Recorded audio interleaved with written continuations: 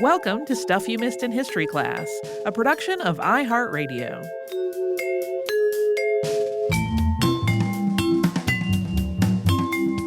Hello and welcome to the podcast. I'm Tracy V. Wilson. And I'm Holly Fry.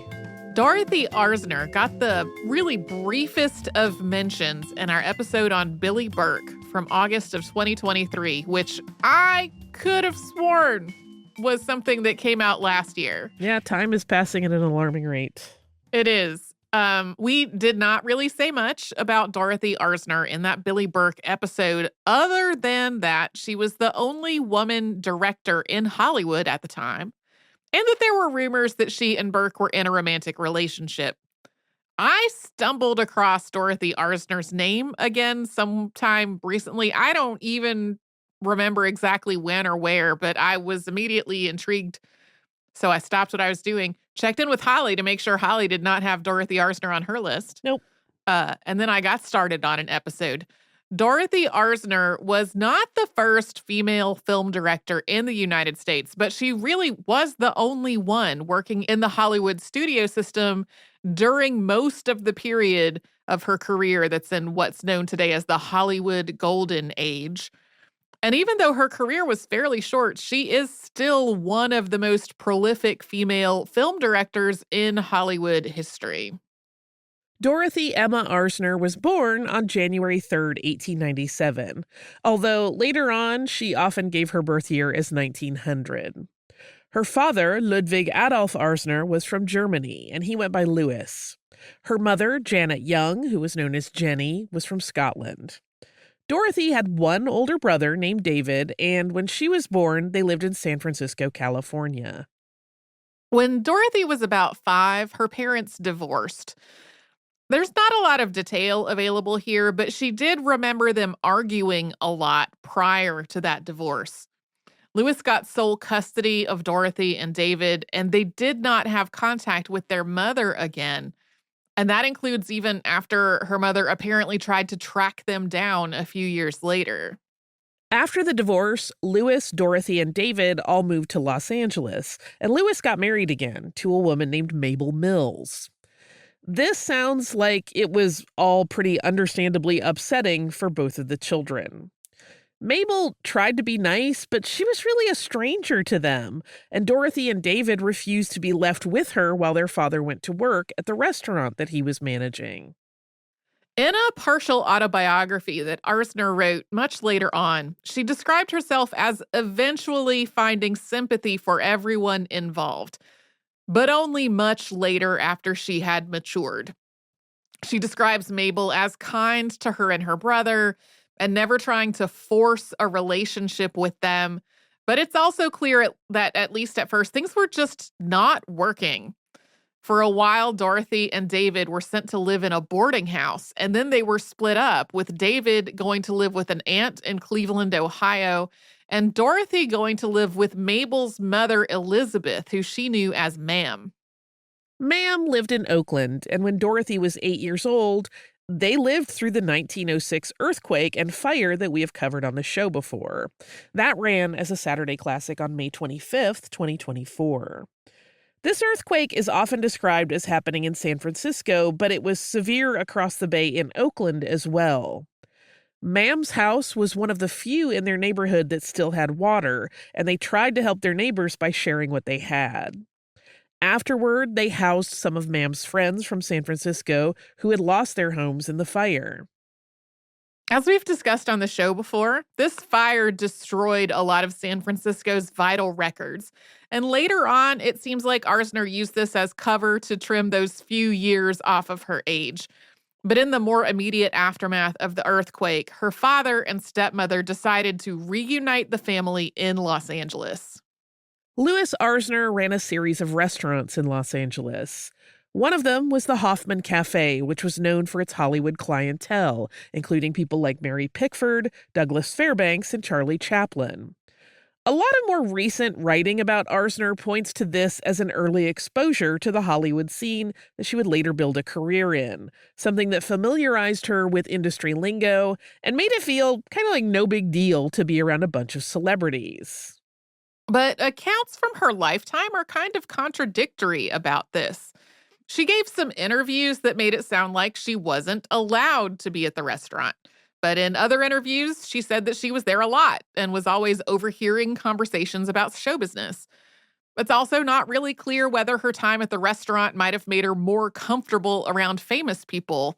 She gave an interview in 1973 with director Francine Parker, in which she said she was afraid of all of the actors because they like to pick her up and throw her into the air. So many questions emerge in that moment. She didn't like to talk about herself is the Yeah. vibe that I got. And she Yeah. didn't like to talk about her career and any of that. And I think that might contribute to why a lot of her interviews just don't say the same thing. My thing is more like, they were doing what? I'm sorry. Were they physically lifting you and tossing you about? Not cool. From the time she was very young, people thought of Dorothy as a tomboy. As an adult, she wrote that she wondered whether this traced back to her relationship with her brother. David had desperately wanted a baby brother when she was born, and he basically treated her like one. There are pictures of Arzner as a teen that show her in a dress with her hair loose and down to her waist. But there are also pictures of her in what would be considered boys' clothes. For example, there's a scrapbook page labeled "Garth for a Night, Quite a Boy," in which she's wearing a suit with a bow tie in two of the pictures, and her hair is tucked up under a newsboy cap. By 1912, her stepmother had started to see this tomboyishness as a concern, and Mabel enrolled Dorothy at Westlake School for Girls, apparently thinking that a college preparatory school for girls might make Dorothy more feminine. While there, she was on the yearbook staff, and she was involved in art, drama, and tennis. But as far as Mabel's goal of making her more feminine, in Dorothy's graduation photo taken in 1915, she's in a white dress with a large white bow holding her hair back, and she's holding her rose. Her expression really reads to me like, here, I put on the dress. Are you satisfied now? Or maybe kind of a mix of being like tolerant and simultaneously very annoyed. In these pictures, to me, she just seems to feel a lot more at home as Garth for a night, but we really don't have any information from her own point of view about how she conceived of her gender. After graduating from Westlake, Dorothy enrolled at the University of Southern California as a pre-med student, and she joined the university rowing team. Her plan was to go to medical school, but World War I was already underway, and the U.S. entered the war in 1917. Dorothy left school, and she started working on various projects to raise funds and gather supplies. She also trained with the Los Angeles Emergency Ambulance Corps, but she was never sent overseas. After the war ended and after the end of the 1918 flu pandemic, Arzner didn't go back to school. In a later interview, she was quoted as saying that she had decided it just wasn't what she wanted, that she wanted to be like Jesus, healing the sick and raising the dead instantly without surgery or pills. But she also wanted to find a way to be financially independent rather than being supported by her father. To that end, a friend helped her get a job working the switchboard at a coffee wholesaler where she made $12 a week. She kept looking, though, for other better-paying jobs. While working with the Ambulance Corps, Arzner had met William DeMille, brother of filmmaker Cecil B. DeMille. William was a screenwriter and director in his own right, and both of the brothers were working at Famous Players Lasky, the production and distribution company that would later become Paramount Pictures. I feel like they're also a recurring character in the show. Yeah, we've had a lot of Paramount stuff. Once the war was over, Anna Starkweather, commander of the Ambulance Corps, encouraged Arzner to meet with William DeMille about getting a job. The Hollywood film industry was still in its infancy at this point, having moved from the East Coast over the early 19-teens. Arzner didn't really know what she wanted to do with her life, aside from the fact that she wanted to support herself without her father's help. Starkweather drove her to the appointment with DeMille. DeMille asked Arzner what she wanted to do in Hollywood. She said she didn't know. She thought she could maybe be a set dresser. He asked her what period the furniture in his office was from, and she did not know that either. In what seems to me like an incredibly generous offer on DeMille's part, he said that he would give her access to the studio's various departments for a week so that she could look around and get a sense of how things worked and figure out what she might want to do. Her mostly self-guided tour of the studio lot included seeing Cecil B. DeMille at work as a director and thinking that was the thing to be, the person in charge telling everyone else what to do. One of the secretaries told her that if she really wanted to get into the business, she should start out by typing scripts.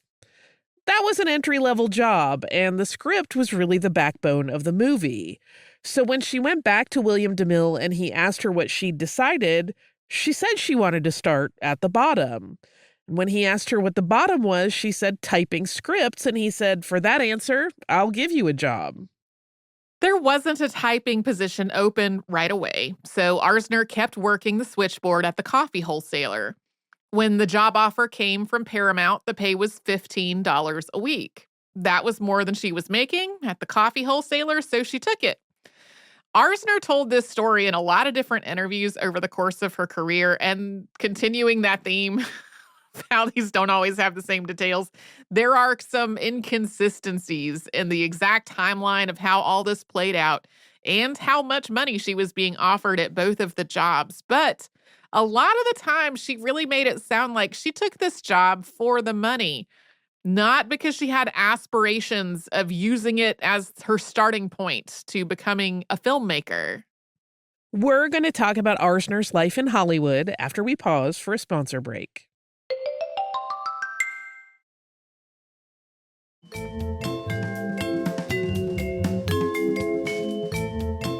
When Dorothy Arzner started her job as a script typist, she ran into an immediate problem, which is that she could not type. She hunted and pecked on the typewriter with 2 fingers. That's incredibly slow, and on top of being very slow, she made a lot of mistakes. In her first days of work doing this, she was constantly asking herself, like, what did I do? She had left the switchboard job, which she was actually really good at, for this, where she was a mess. After making sure it was okay to do so, she took pages home with her at the end of the day and kept typing them from there. Her coworkers also felt sorry for her, and some of the fastest typists in the pool would pick up some of her pages and type them for her so that she could make her deadlines. On top of all that, she arrived at work one day and accidentally parked in Cecil B. DeMille's parking space, like while he was waiting to get in with his driver directly behind her. I feel all of this. I could see myself doing some of this stuff. I know.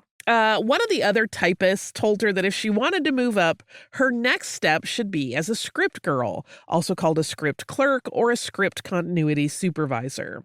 So that's the person who keeps track of every take during filming and who works with the director and the editor to try to prevent continuity errors.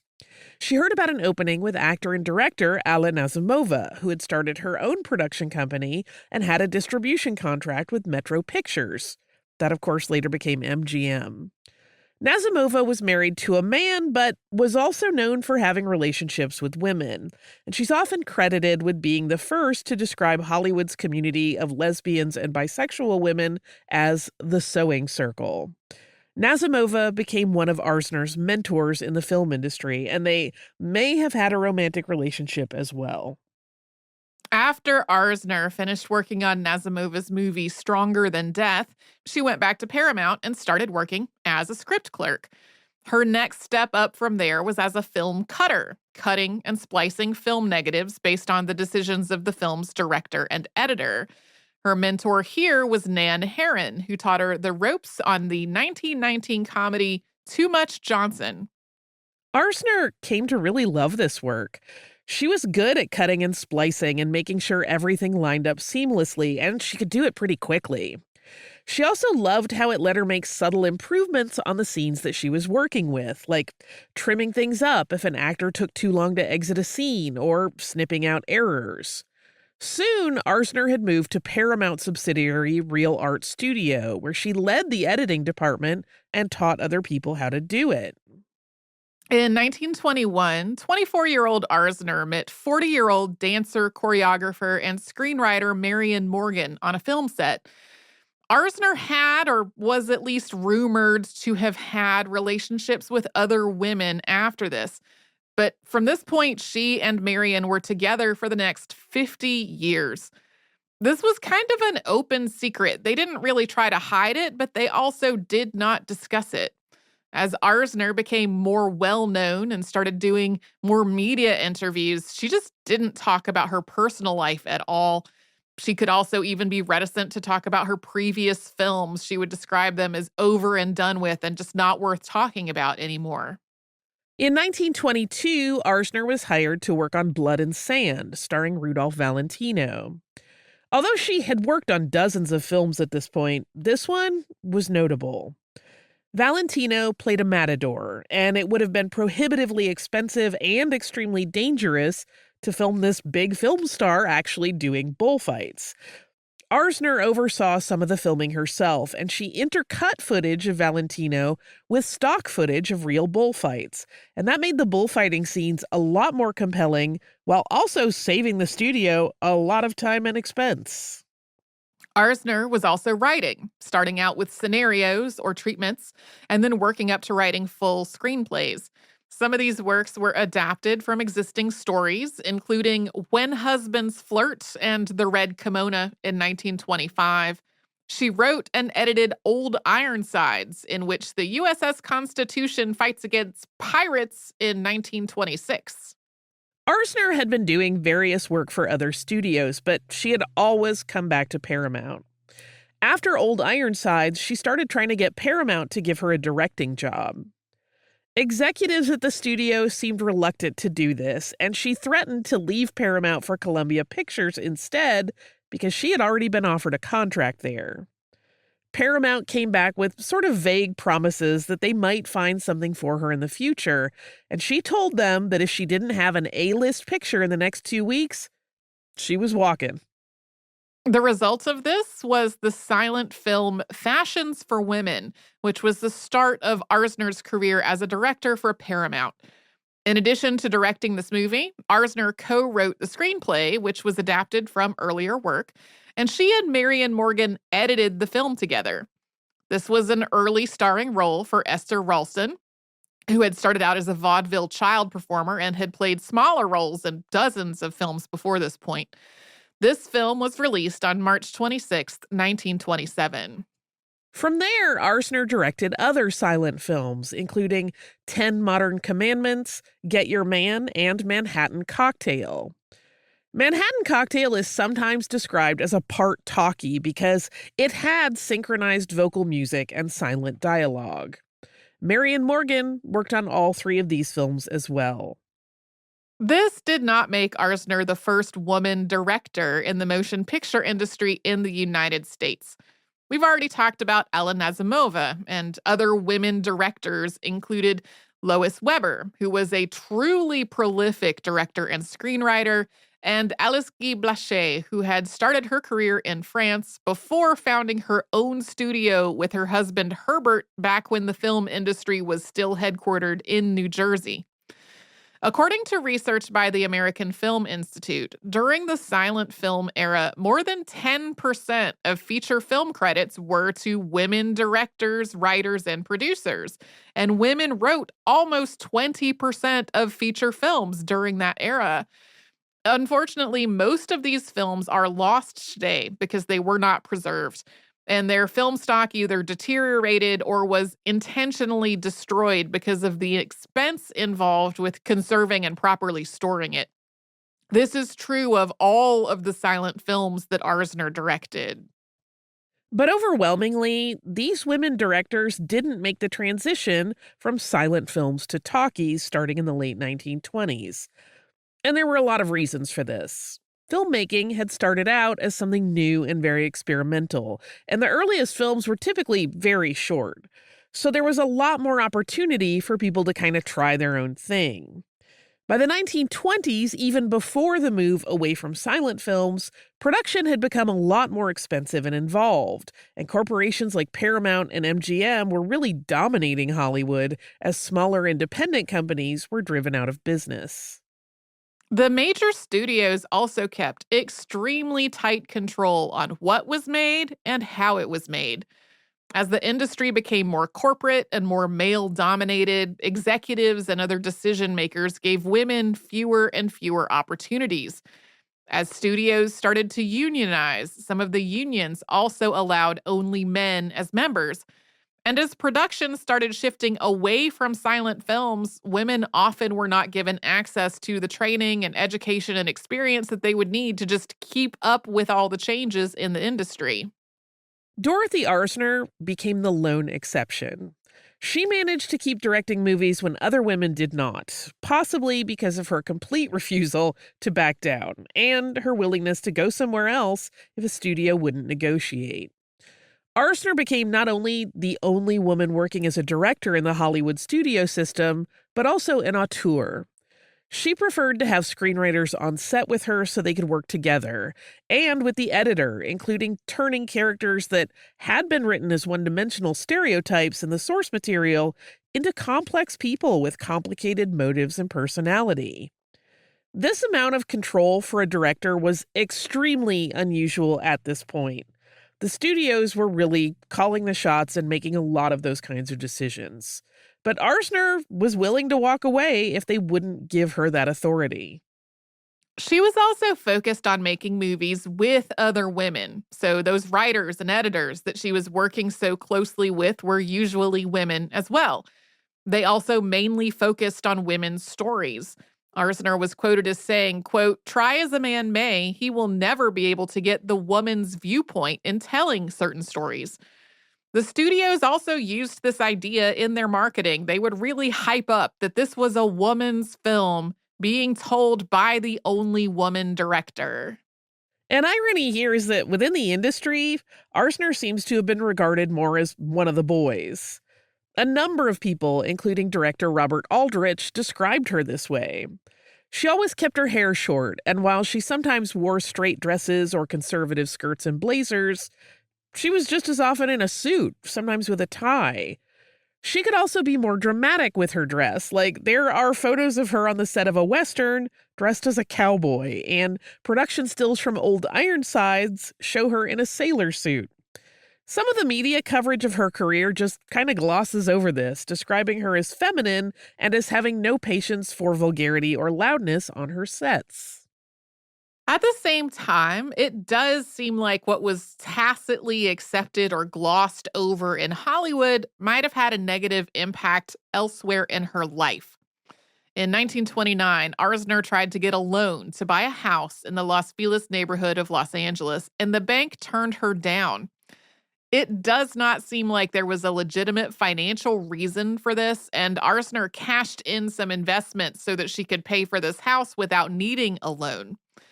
This wound up working out in her favor, since just a few months later, in October of 1929, the stock market crashed, marking the start of the Great Depression. That would have wiped out most of the value of those investments that she had sold to build the house. The stock market crashed not long after Arzner had directed her first talkie. That was The Wild Party, starring Clara, who had previously worked with Arzner on Get Your Man. Arzner is often cited as inventing the boom mic during the production of this film, although similar rigs were used on other films at around the same time. With the introduction of spoken dialogue in movies, actors had to hit their marks and hold still to deliver their lines, which was awkward and often wound up seeming stilted. This was also Beau's first talkie, and she was struggling with the microphones. So Arzner had hung one from a fishing rod, which could be suspended over the actors and move as they moved. The Wild Party was a box office success and also one of the first leading roles for actor Frederick March. Arzner then directed Charming Sinners, which also came out in 1929, and Behind the Makeup in 1930. Sarah and Son also came out in 1930 and starred Ruth Chatterton, who was nominated for an Academy Award as Best Actress for the role.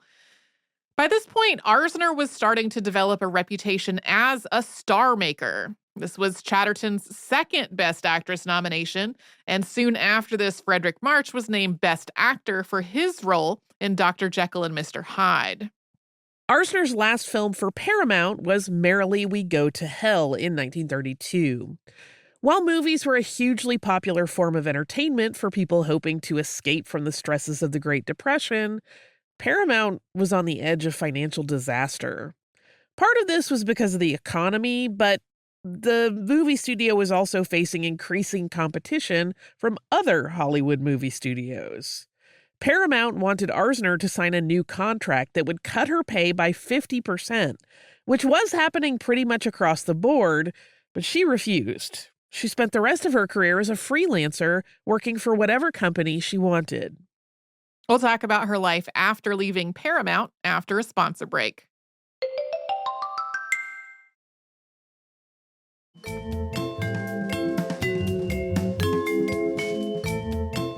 In 1933, Dorothy Arzner directed Christopher Strong for RKO Pictures. This was Katharine Hepburn's second feature film, and it also featured Billy Burke.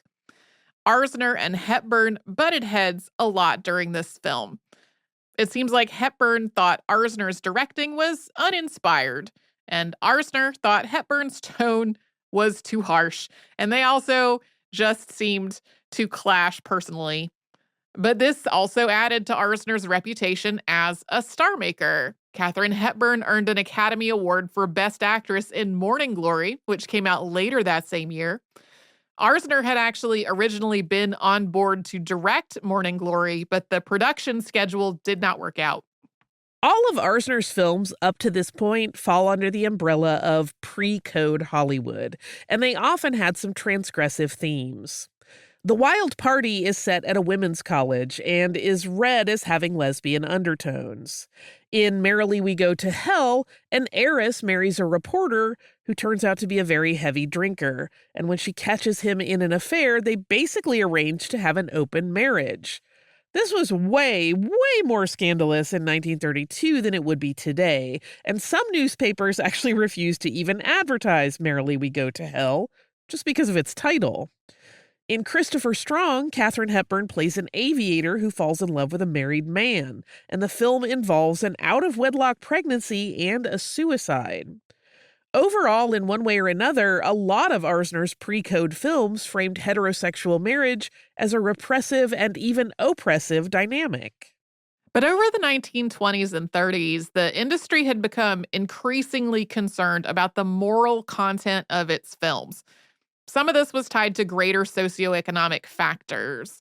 For example, the Great Depression was seen as an emasculating force for men, as many of them lost their jobs as women were entering the workforce. So there were a lot of fears around changing gender norms and gender roles. Hollywood had also been hit by a lot of scandals, including the murder of William Desmond Taylor.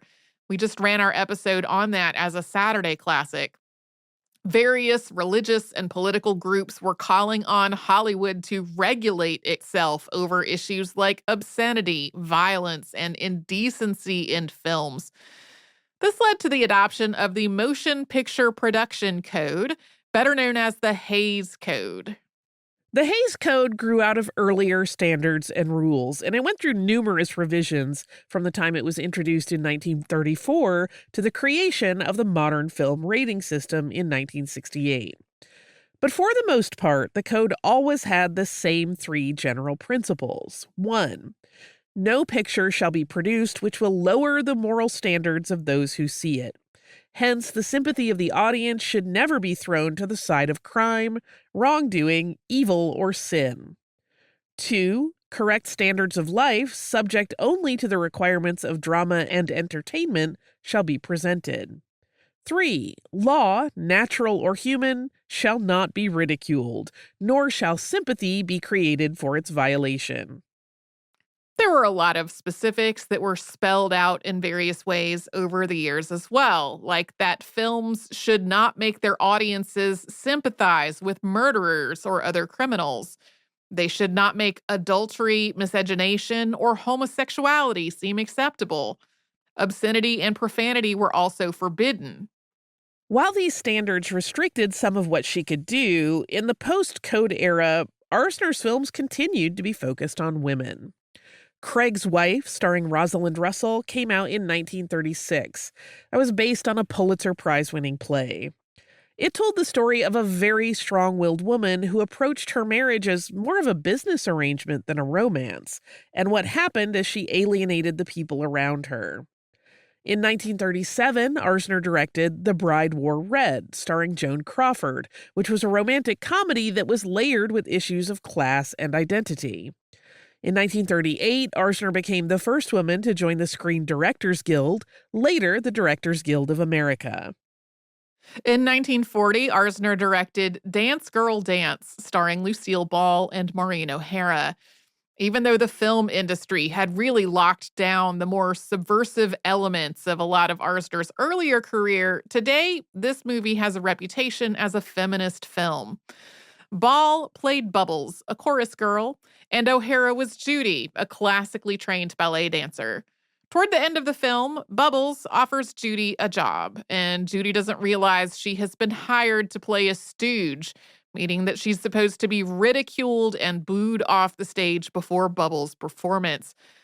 Judy takes this job because she's desperate for work, and she eventually stops the show and delivers a monologue to the audience, saying in part, quote, "Go ahead and stare. I'm not ashamed.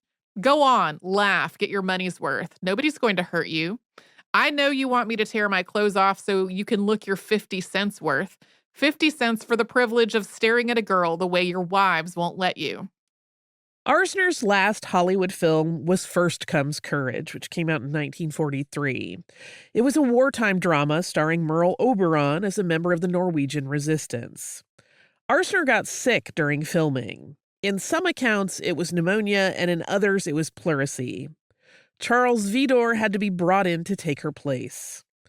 Over the next few years, there were various news reports about her being the top choice to direct a number of films, but none of those films ever happened, or if they did go forward, someone else directed them. There's a lot of speculation about why Arzner left Hollywood. It's possible that she just wasn't enjoying the work as much in the face of increasingly strict enforcement of the Hays Code. While she'd had a reputation as, quote, one of the boys, Hollywood was also just becoming increasingly homophobic. The House Un-American Activities Committee had been established in 1938, and a few years later it became really focused on the idea of communist infiltration in Hollywood. It's possible that Arzner just thought it was better for her not to be there. Some of her final films, including The Bride Wore Red, also just had not been as well received as some of her earlier work. After her departure from the industry in 1943, there were no women working as directors for major Hollywood studios until Ida Lupino, who started an independent film company with her husband. They started producing films for RKO in 1949. Arzner had been very careful with her earnings and her investments, and she was able to live comfortably for the rest of her life, and she did do some other work. She helped direct training films for the Women's Army Auxiliary Corps during World War II, and she taught WAC trainees to make training films of their own. These training films are unfortunately presumed to be lost today. In the late 1950s, Joan Crawford, who was married to Pepsi executive Alfred Steele, convinced Arzner to direct a series of commercials for Pepsi. In 1951, Arzner and Marion Morgan moved to La Quinta, California, southwest of Palm Springs, where they lived for the rest of their lives. But Arzner continued to go back to the Los Angeles area for work. In 1952, she was named head of the Television and Motion Picture Department at Pasadena Playhouse College of Theater Arts, and she taught the first filmmaking course there. She also produced stage plays at the theater. Arzner left Pasadena Playhouse in the late 1950s and started teaching at the Graduate Film School at the University of California, Los Angeles. She remained in that position until 1963. By this point, Arzner had lived and worked through the transition from silent films to talkies and from pre-code to post-code Hollywood. Her teaching work was part of another transition from virtually all filmmaking education happening on the job or through apprenticeships to the existence of film schools. She didn't really love her first year of teaching at UCLA, which was almost entirely lecture-based. Over her time there, her classes became progressively more hands-on, from working with a viewfinder and asking students how they would compose a scene, to bringing TV cameras into the classroom, to turning the room into a miniature set and having her students make short films with professional actors. Eventually, she was supervising 50 graduate student filmmakers at a time. While her own films had had a lot of groundbreaking elements at the time that they were made, her teaching was overall very conventional in terms of how to compose a scene, light it, and direct it to tell a story. It seems like some of this was really about her wanting her students to be able to work in Hollywood, which was still very conventional and very constrained by the Hays Code. But also some of it was about learning the rules of film before breaking them. Arzner's most famous student was Francis Ford Coppola. Coppola described her as having a heart that was as big as the world, and also as always having cookies and crackers on hand for her students, who she knew were starving. Marion Morgan died in 1971 at the age of 90. A year later, Arzner's film The Wild Party was screened at the first International Festival of Women's Films, which sparked a revival and interest in her work. The festival hosted a retrospective of her films the following year. In 1975, the Directors Guild of America hosted a tribute to Arzner that included a telegram that was read from Katharine Hepburn. This telegram said, quote, "Isn't it wonderful that you've had such a great career when you had no right to have a career at all?" That same year, Dorothy Arzner Towards a Feminist Cinema was published by the British Film Institute, edited by Claire Johnston. Dorothy Arzner died on October 1st, 1979, at the age of 82. She had directed 18 feature films over the course of her career, but she was never given any industry awards during her lifetime. In 1986, she was given a star on the Hollywood Walk of Fame. In 2007, Dance Girl Dance was selected for preservation in the National Film Registry. The Librarian of Congress's announcement said of the film, quote, "Although there were numerous women filmmakers in the early decades of silent cinema, by the 1930s, directing in Hollywood had become a male bastion, with one exception. Dorothy Arzner graduated from editing to directing in the late 1920s, often exploring the conflicted roles of women in contemporary society. In Dance Girl Dance, her most intriguing film, two women, Lucille Ball and Maureen O'Hara, pursue life in show business from opposite sides of the spectrum, burlesque and ballet. The film is a meditation on the disparity between art and commerce. The dancers strive to preserve their own feminist integrity while fighting for their place in the spotlight and for the love of male lead Lewis Hayward." In 2018, Paramount named the dressing room building on its studio lot in Los Angeles after Dorothy Arzner. Francis Ford Coppola was a big part of getting this building named for her, and at the dedication, he talked about how much he respected her and how much she had taught him. He has also credited her encouragement with keeping him in film school when he was thinking of quitting. There is not currently a full biography of Dorothy Arzner, at least not one I could find. There is a book of collected interviews and also a book that's largely focused on her film work. Like it has an autobiographical section, but a lot of it is film criticism. Neither of these is just strictly a biography. She started on an autobiography that she never finished. We've mentioned that a couple of times in the episode. It stops shortly before meeting Marion Morgan. It is possible that that is why she did not continue it. There was really no way to tell her life story without Marion, and she was still living at a time when there was so much stigma and hostility around lesbianism that she might not have thought it was workable. This partial autobiography was not published until decades after her death as part of work that is more focused on film criticism than on her life. There are rumors of a biopic that would be directed by Todd Haynes that have been circulating for more than 20 years. I have no idea of anything else about this other than that it has been rumored for more than 20 years.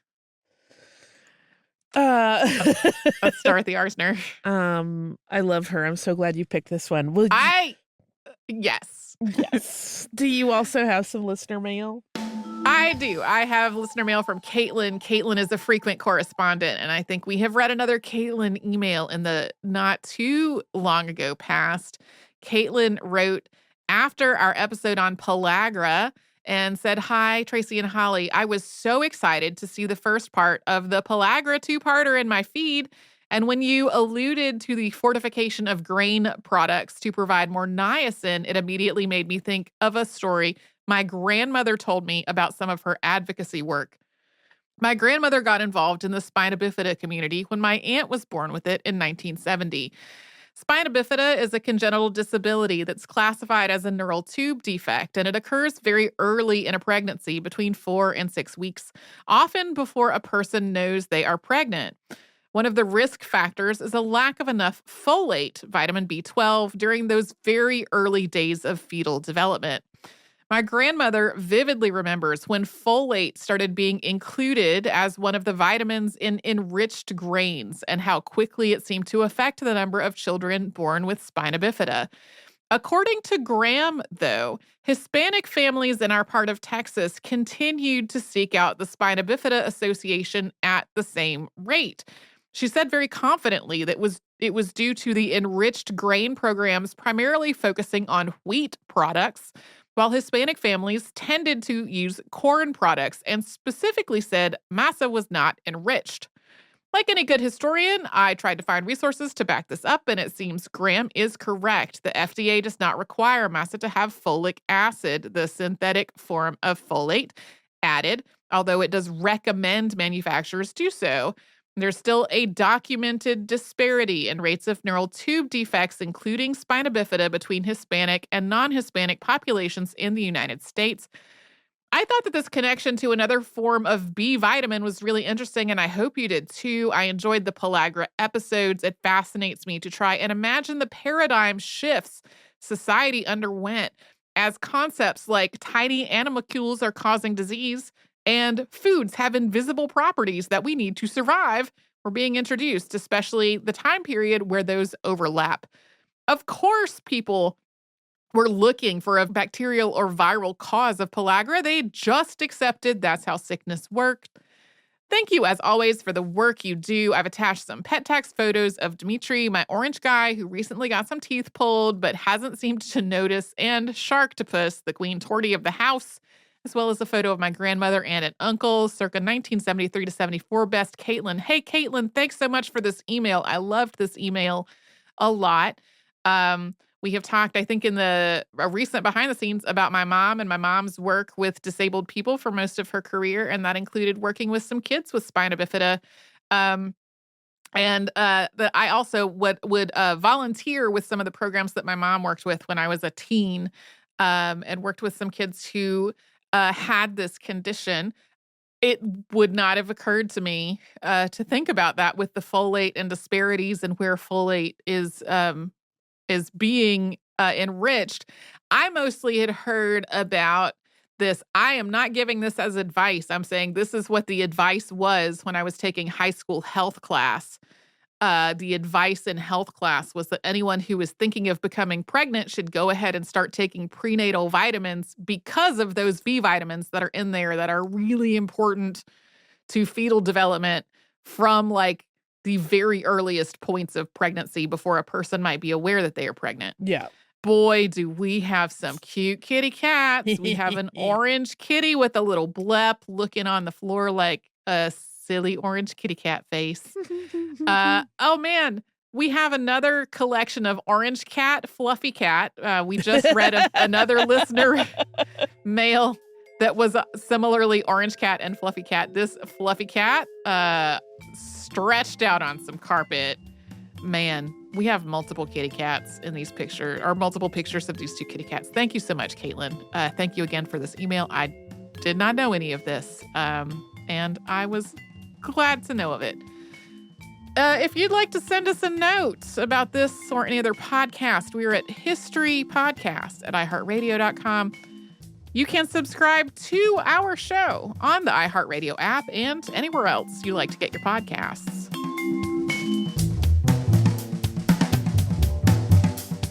Stuff You Missed in History Class is a production of iHeartRadio. For more podcasts from iHeartRadio, visit the iHeartRadio app, Apple Podcasts, or wherever you listen to your favorite shows.